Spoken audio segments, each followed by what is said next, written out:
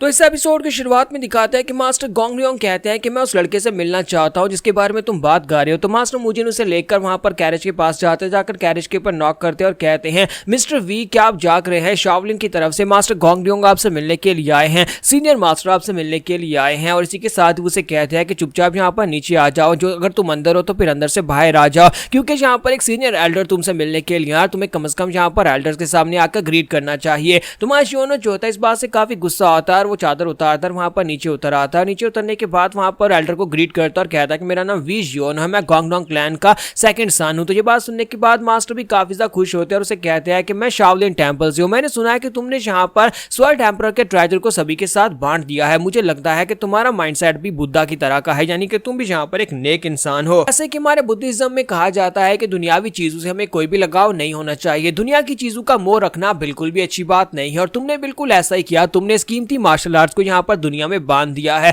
वो सभी लोग वहां पर उसके सामने यहाँ पर ग्रीटिंग्स कह रहे होते हैं कि उन्हें यहाँ पर खुशी हुई किस बात की कि हमारे वी जियोनो ने इस बुक को सभी के साथ बांटा है। फिर साथ ही वो उसे कहते हैं लेकिन तुम्हें नहीं लगता कि यहाँ पर अगर ज्यादा लोगों के पास ये बुक आ जाएगी तो उसके बाद यहाँ पर सभी लोग एक दूसरे से फाइट करना शुरू कर देंगे? तुम्हें नहीं लगता कि ये सभी लोग एक दूसरे से फाइट करेंगे कि तुम्हारे पास ये और मेरे पास नहीं है? आखिर तुम यहाँ पर इस बात को कैसे हैंडल करोगे? क्यों ना तुम यहाँ पर इस बुक को हमारे हवाले कर दो, तुम शाओलिन मंक को एक यहाँ पर ये बुक दे दो ताकि हम लोग यहाँ पर फेयरली सभी के अंदर इसको तकसीम कर पाए, क्योंकि हम लोग यहाँ पर शांति लाना चाहते हैं, हम नहीं चाहते कि यहाँ पर खून खराबा हो। तुम्हारा वी जियोनो से कहता है क्या तुम वहां पर देख नहीं पा रहे, मैंने यहाँ पर जो कुछ भी किया वो सब कुछ ठीक किया और तुम्हें यहाँ पर कुछ भी करने की जरूरत नहीं है। और अगर तुम्हें भी चाहिए तो फिर तुम्हें भी यहाँ पर पैसे लेकर आने पड़ेंगे और तुम भी यहाँ पर इसको कॉपी कर सकते हो, जबकि ओरिजिनल मेरे पास ही रहेगी। तो मास्टर गोंग भी काफी ज्यादा हैरान होते हैं। तुम्हारा वी जियोनो से कहता है कि तुम्हें क्या लगा था कि मैं यहाँ पर ये मार्शल आर्ट्स की बुक ऐसी फ्री में बांट रहा हूँ? नहीं, ये फ्री बिल्कुल भी नहीं है, ओरिजिनल मेरे पास रहेगी, जबकि मैं इन सभी लोगों को कॉपीज बनाने का कह रहा हूँ और सिर्फ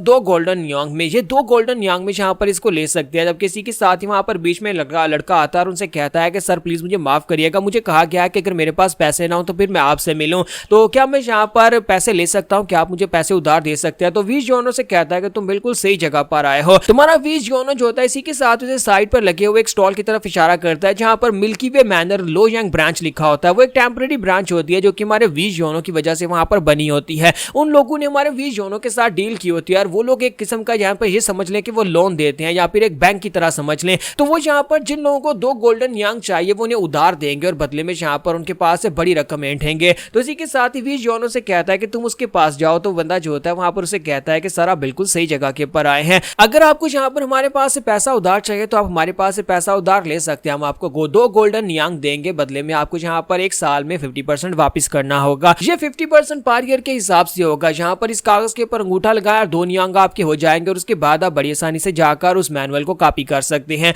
तो वो मास्टर से कहता है क्या तुम यहाँ पर 50% इंटरेस्ट रेट रख रहे हो? ये तो बहुत ज्यादा है, अगर मैं एक साल में पैसे वापस नहीं कर पाया तो फिर हर साल के हिसाब से तुम्हें यहाँ पर एक गोल्डन यांग देना पड़ेगा, यानी कि मुझे यहाँ पर अगर 2 साल या 3 साल लग जाते हैं तो हर साल के हिसाब से मुझे यहाँ पर एक गोल्डन यांग तुम्हें देना पड़ जाएगा। तो मास्टर से कहता है कि जरा गौर से देखो जी, सभी लोग भी यहाँ पर इसी तरह से बैठे हुए हैं, इनमें से बहुत सारे लोग ऐसे हैं जिनके पास पैसे नहीं थे और उन्होंने भी यहाँ पर हमारे साथ यही डील की है। तुम्हारे पास इस वक्त सबसे ज्यादा बेस्ट डील यही है कि हमारे पास 2 गोल्डन यांग उधार लो। जब तुम यहाँ पर इस स्पेशल टेक्निक को मास्टर कर लोगे, अपने क्लैन में लेकर जाओगे और वहां पर जाने के बाद तुम बाकी सभी से महान मार्शल मास्टर बन जाओगे। तुम्हें क्या लगता है कि इस मार्शल टेक्निक के साथ तुम एक साल में 1 यांग नहीं कमा सकते, बल्कि एक की बजाय तुम यहाँ पर 10 गोल्डन यांग कमा सकते हो। ये स्वर्ड एम्परर की मार्शल आर्ट्स है, इसलिए यहाँ पर आगे की सोचो, दूर की सोचो और एक साल में तुम्हारा कर्जा खत्म हो जाएगा और उसके बाद तुम यहाँ पर अपनी लाइफ को एंजॉय कर सकते हो। तो ये बात सुनने के बाद वो बंदा जो होता है वो कहता है तो फिर ठीक है, मुझे करने को तैयार हूं। इसी के साथ उसे वहां पर स्टैंप लगवा ली जाती है, उसका अंगूठा लगवा लिया जाता है और जैसे वो जाने लगता है तो उसी के साथ ही मिस जिमिन वहां पर एक पेपर लेकर खड़ी होती है और उसे कहा जाता है कि यहाँ पर इस पेपर के ऊपर भी अपना अंगूठा लगाओ,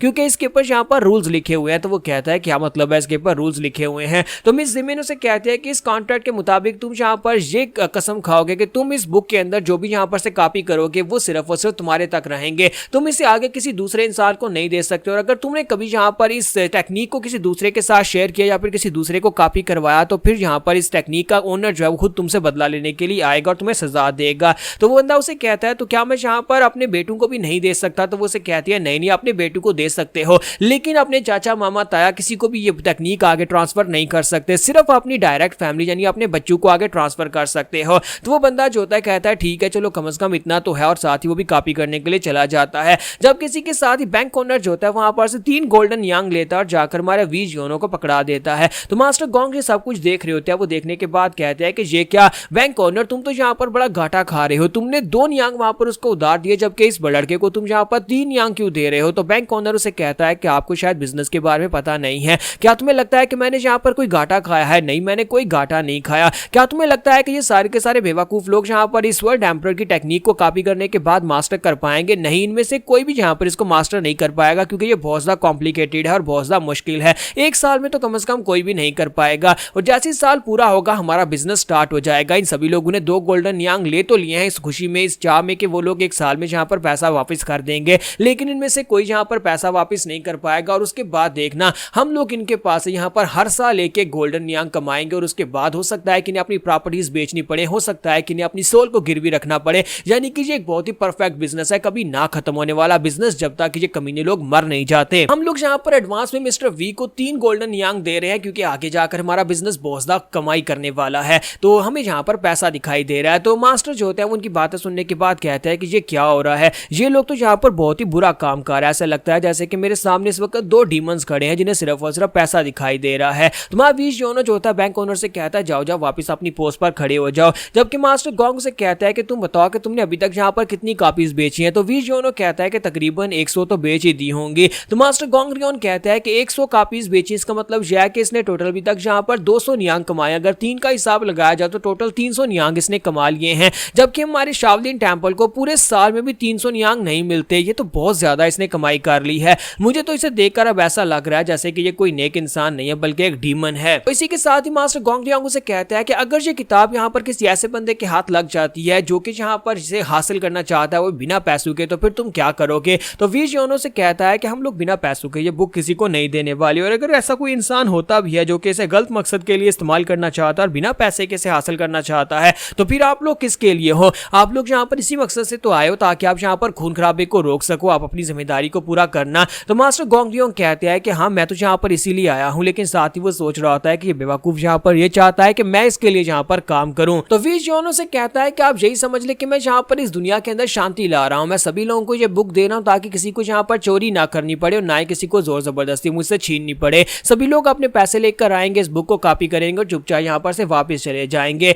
तो हमारे मास्टर मोजिन जो होते हैं वो सोच रहे होते हैं कि इसने तो यहाँ पर शाओलिन मॉन्क को भी मुतमिन कर दिया, वो भी शांत हो गए हैं। तो शाओलिन मॉन्क से कहते हैं कि अच्छा ठीक है, चलो ये बात तो ठीक है, अब बताओ कि आगे तुम क्या करने वाले हो। तुम्हारा वी जियोनो से कहता है कि आगे मैं लोयांग सिटी में जाने वाला हूँ। तो वो कहता है लेकिन लोयांग सिटी में तुम क्या करोगे, वो तो एक बहुत ही बड़ा सिटी है, क्या तुम वहां पर भी जाकर यही करने वाले हो। तुम्हारा वी जियोनो से कहता है कि हाँ जहाँ पर लोयांग सिटी अगर बड़ा सिटी है तो वहां पर जाने के बाद ज्यादा लोगों को मैं ये बुक बेचूंगा, जितने ज्यादा लोग होंगे उतनी ज्यादा कमाई होने वाली है, और देखते ही देखते मैं यहाँ पर बहुत ज्यादा अमीर हो जाऊंगा, और एक दिन यहाँ पर देखना मैं इतना अमीर हो जाऊंगा इसी बुक को बेच बेच कर मैं एक दिन एक पैसों का महल बना लूंगा। तो ये बात सुनते ही मास्टर गोंग कहता है कि ये कमीना तो वाकई में जाकर लोयांग के बीचों बीच इस ट्रेजर को बेचने वाला है, और साथ ही उसे याद आता है कि मास्टर मुजिन ने पहले ही कहा था कि इस जैसे निठल्ले इंसान के साथ बिल्कुल भी अपने ताल्लुक मत रखना, क्योंकि तुम्हारा नाम भी खराब हो जाएगा। तो यहाँ पर हमारी एपिसोड 55 का एंड होगा। नेक्स्ट एपिसोड में देखेंगे कि हमारा वी जियोनो क्या वाकई में लोयांग में भी जाकर इस बुक को बेचने वाला है।